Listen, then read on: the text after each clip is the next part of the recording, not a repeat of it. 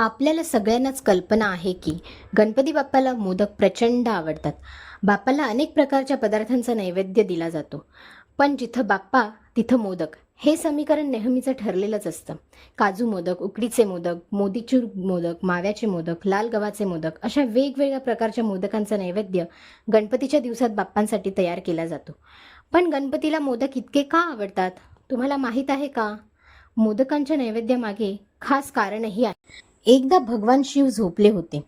भगवान गणेश दरवाजावर पहारा देत होते. जेव्हा परशुराम तिथे पोहोचले तेव्हा गणपतीने त्यांना दारात थांबवले. परशुराम रागावून गणपतीशी भांडू लागले.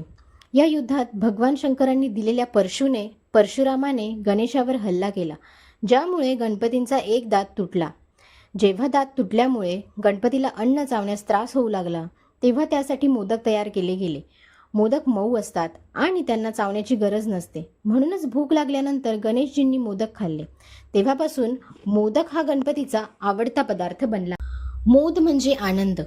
गणपती नेहमी आनंदी असतात आणि त्यांच्या भक्तांचे दुःख दूर करतात, त्यांच्या जीवनात आनंद आणतात.